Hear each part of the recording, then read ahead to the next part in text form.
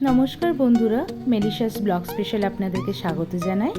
आज के बेंगली स्टाइलेर एक शुक्तो रेसिपि आपनादेर साथे शेयर करलाम। चलुन देखी। आमी एखाने किछु सब्जी निये निয়েছি आलू, काँचकला, पेঁপে, गाजर, बेगुन एवं उচ্ছে। आपनारा आरो सब्जी किछु थाकले दिते पारेन। एरपरे आमी ग्यासे एकटी शुकनो कड़ाई बसिए हालका एकटु गरम करे तार मध्य किछुटा पाँचफोड़न, किछुटा गोटा राधुनी, शुक्तोदेर राधुनीटाई किन्तु स्वाद अन्यरकम पाल्टे देय। हालका एकटु नेड़े निये तार भेतरे ऐड करछि दुटो शुकनो लंका। आपनारा एखाने झालेर परिमाणटा बेशी बा कम करे निते पारेन, जे जेरकम झाल खान से सेरकम एखाने लंका व्यवहार करबेन। तारपरे एटा भाजा भाजा हये एले हालका ओर भेतरे दिये दिচ্ছি 1 চামচ मतन कालो सर्षे। कालो सर्षे এবং পাঁচফোড়নটাকে মোটামুটি আমি অনেকটাই ভেজে নিয়েছি। এরপর দিয়ে দিচ্ছি ওর মধ্যে গোটা কাজু আর 1 চামচ পোস্ত। আপনারা কাজুর জায়গায় চারমগজও দিতে পারেন, যেটা আপনাদের কাছে অ্যাভেলেবল সেটাই দেবেন। শুকনো ভাজা হয়ে গেল, এটাকে এবার আমি ঠান্ডা করতে রেখে দিলাম। তারপরে আমি কড়াইয়ে কিছুটা সরষের তেল নিয়ে 3-4টে বড়ি আমি ভেঙে টুকরো করে তেলের মধ্যে দিয়ে লাল লাল করে ভেজে নেব। বড়িটা আমার ভাজা হয়ে গেছে, এবার বড়িটাকে আমি সরিয়ে নিলাম। ওই একই তেলে আমি এবার কেটে রাখা উচ্ছেগুলোকে প্রথমে দিয়ে ভেজে নেব। প্রথমে উচ্ছেটাকে ভেজে নিলে পরে শুক্তো রান্নাটা আরও সহজ হয়ে যায় এবং টেস্টটাও অতুলনীয় হয়। এবার আমি কিছুটা নাড়িয়ে নিয়ে এবার ওটাকে আমি ঢাকা দিয়ে ভাজতে দিলাম। কিছুক্ষণ পর ঢাকা খুলে দেখুন আমার বেশ লাল লাল করে ভাজা হয়ে গেছে। এবার এটাকে আমি সরিয়ে নেব। এরপর ওই একই কড়াইয়ে আমি আর একটু পরিমাণ মতন তেল দিচ্ছি।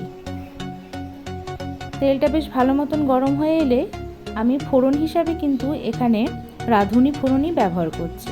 আপনারা চাইলে পাঁচফোড়নও দিতে পারেন। আমি রাঁধুনি আর একটা শুকনো লঙ্কা দিয়ে ভালো মতন এটাকে হালকা ভেজে নিলাম। এটা থেকে একটা সুন্দর স্মেল বের হতে শুরু করেছে। ঠিক এই সময়ে আমি কেটে রাখা বেগুনের টুকরোগুলিকে দিয়ে হালকাভাবে বেগুনটাকে আমি ভেজে নেব। বেগুনটা আমার হালকাভাবে মোটামুটি ভাজা হয়ে গেছে। এইবার ওর ভেতরে কেটে রাখা সবজিগুলো একে একে আমি দিয়ে দেব। প্রথমে দিচ্ছি গাজর, তারপরে দেব কেটে রাখা পেঁপে, কাঁচকলা এবং আলু। এইবার এই সমস্ত সবজিকে আমি আরও 3-4 মিনিট মিডিয়াম টু লো ফ্লেমে ঢাকা দিয়ে ভেজে নেব। আমার এটা ভাজা হওয়ার সাথে সাথে মোটামুটি আমার সবজিগুলো প্রায় সেদ্ধ হয়ে যাবে। ওদিকে উচ্ছেটা আমার ভাজা হয়ে গেছে, মানে প্রায় সেদ্ধর দিকে।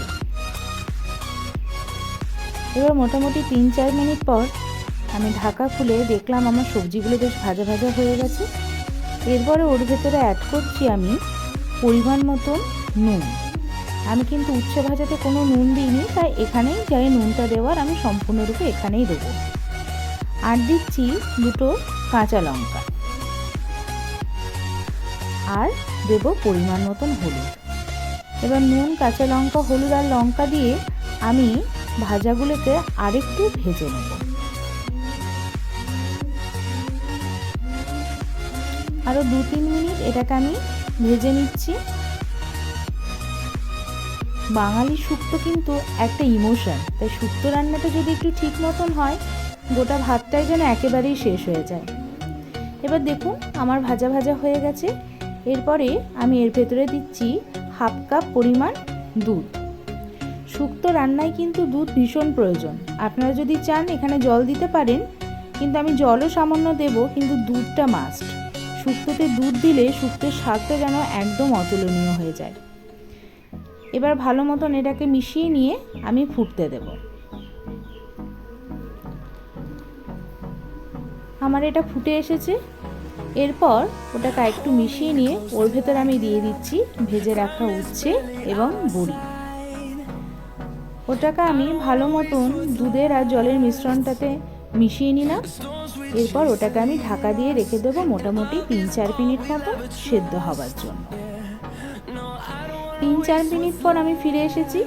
3-4 মিনিট পর দেখুন শুক্তোটা আমার টোটালটাই রেডি হয়ে গেছে। খুব সুন্দরভাবে আমার সব সবজিগুলো সেদ্ধ হয়ে গেছে। এরপরে আমি গ্যাসের ফ্লেমটা একদম লো করে দিয়ে ওতে দিয়ে দিচ্ছি যে ভেজে রাখা মশলাটা ডাস্ট করে নিয়েছি, ওটা আমি 2 থেকে 2.5 টেবিল স্পুন দিচ্ছি। কারণ বেশি দিলে গন্ধটা ভীষণ উগ্র হয়ে গেলে শুক্তো কিন্তু স্বাদটা একদমই অন্যরকম হয়ে যাবে।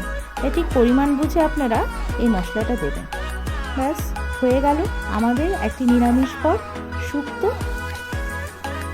এবার গ্যাসের ফ্লেমটাকে আমি বন্ধ করে দিয়ে মিনিট 2-3 রেস্টে রেখেছিলাম। ব্যাস এবার সম্পূর্ণরূপে আমার রেডি শুক্তো। যদি ভিডিওটি ভালো লেগে থাকে অবশ্যই একটা লাইক করবে আর আমাকে সাপোর্ট করার জন্য আমার চ্যানেলটিকে সাবস্ক্রাইব করে দেবে। ধন্যবাদ।